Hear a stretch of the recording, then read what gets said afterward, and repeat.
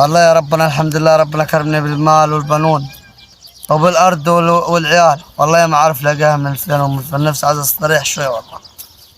والله يا باي. السلام عليكم يا السلام دندش. ورحمة الله وبركاته. ازيك يا ابو علي؟ ايه اخبارك؟ اخبارك؟ تفضل سعد. مالك كده زعلان ليه يا اخي؟ والله الواحد ربنا كرمه. ما بقيتش اشوفك في الجامع ولا بطلت تروح تصلي في الجامع. ما ليه الحكايه؟ ولا بطلت تروح الوجبات ولا ايه الحكايه يا ولدي؟ والله ما فايق يا ابو علي والله. ما فياكش؟ والله يا ابو علي. انت لما ربنا كرمك بقرشين مش فايق؟ لا والله. والله عاد مالك، عاد بالك، عاد مستريح. الحمد لله، نعمه من عند ربنا. البال مرتاح يا ولدي احسن من الدنيا دي كلها. صح صح. نبي.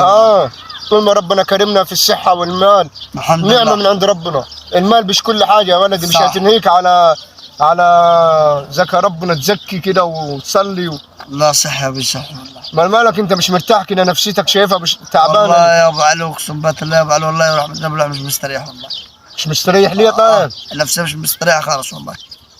يعني معقوله الفلوس بتعمل كده يعني؟ وي. المال بيعمل كده في البني ادم؟ والله. كمان معايا اولاد والاولاد والله.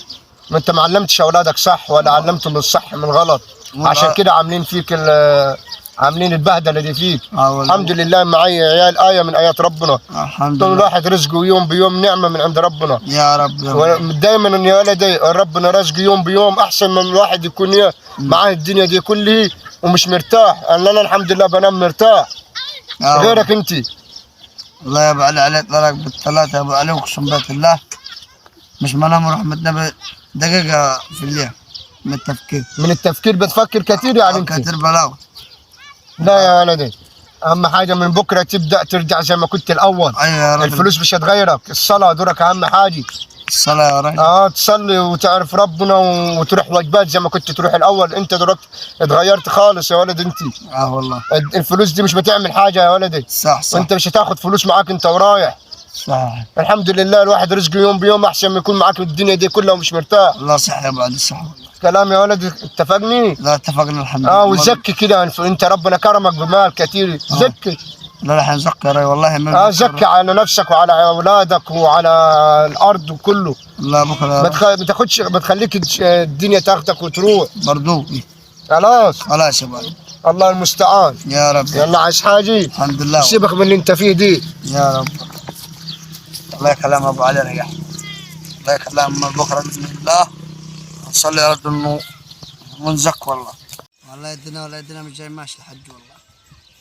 والله والله ياكل لها غير تاخذ لها غير 3 متر قط ناب من لوبيا الدكه.